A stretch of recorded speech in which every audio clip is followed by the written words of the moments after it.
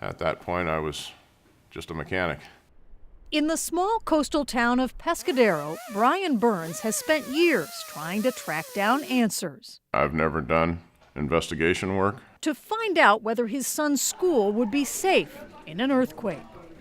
I knew something wasn't right. Because under a state law known as the Field Act, all school construction projects must be earthquake resistant. The act was put into place after the devastating 1933 Long Beach earthquake. 70 schools collapsed and 120 people died.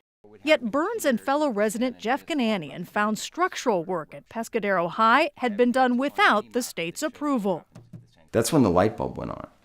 And we began to realize that there are potentially thousands and thousands of other projects. And it turns out they're right. A California Watch investigation finds thousands of school construction projects completed statewide don't comply with the Field Act. California's Division of the State Architect, or DSA, the agency in charge of enforcing the law, has never approved those projects as safe.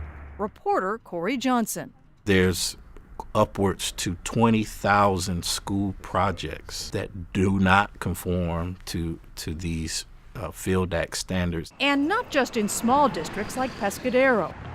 The Los Angeles Unified School District finished this new middle school just 5 years ago.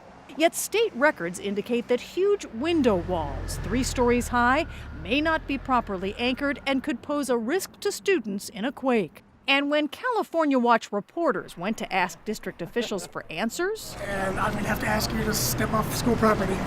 Officer, could you please escort them off campus? It's not a perfect system on any part. DSA officials concede that thousands of school projects lack state certification.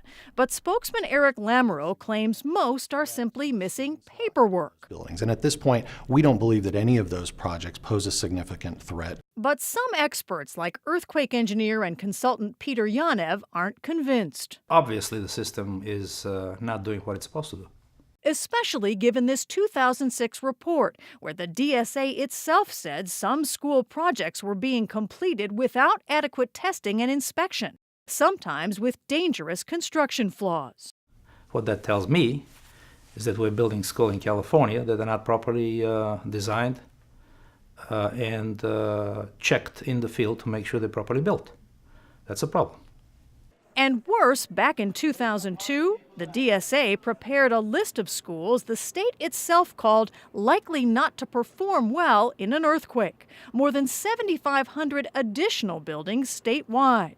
But 9 years later, California Watch found most sit unrepaired. Former state architect David Thorman says many of those schools need to be looked at right away. The priority has to be answering the questions that you're answering in terms of, are the schools truly safe? And when California Watch brought its findings to State Senator Ellen Corbett, I think we should be doing whatever we can to make sure that these rules and laws that were placed on the books are being enforced. She chairs the Earthquake and Disaster Preparedness Committee and says, we definitely need to ask some very tough questions and find out where the problems are and do something about it.